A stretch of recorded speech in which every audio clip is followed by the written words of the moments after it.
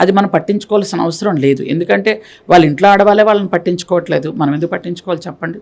రాష్ట్రంలో ఏ ఆడవాళ్ళు ఆయన పట్టించుకోవట్లేదు. చివరగా ఏంటంటే రాష్ట్రంలో ప్రజలందరూ కూడా ఆల్రెడీ చెప్పించుకొని కొట్టినట్టు కొట్టారు. 164 సీట్లు మాకు వచ్చినప్పుడు 11 వచ్చినప్పుడు అర్థమైంది. ఇప్పుడు రాళ్ళెచ్చుకొని కొడతారు మహిళల మీద ఏమైనా కామెంట్స్ చేస్తే, స్త్రీ శక్తి పథకం మీద కామెంట్ చేస్తే. ఇంకా ఆ పరిస్థితి తెచ్చుకుంటున్నారు ఇంకా అంతే.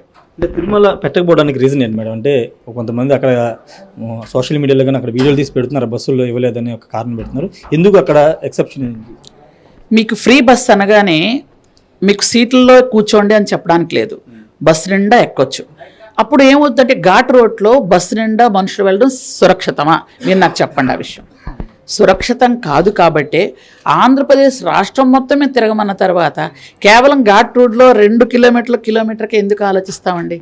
అంటే మహిళల సురక్షితమే మాకు ముఖ్యం కాబట్టి ఆలోచిస్తున్నాం అంతే తప్ప. కానీ తిరుపతి ఘాట్ రోడ్ మీద లేదు, అరకు ఘాట్ రోడ్ మీద లేదు అంటే ఉండదు. అక్కడ ఉంటే బస్సు ఇబ్బంది పడుతుంది. ఎందుకంటే బస్సు ఏమైనా పొరపాటున దొర్లితే బస్సే కాదు ఒక మనిషి కూడా కనబడరు.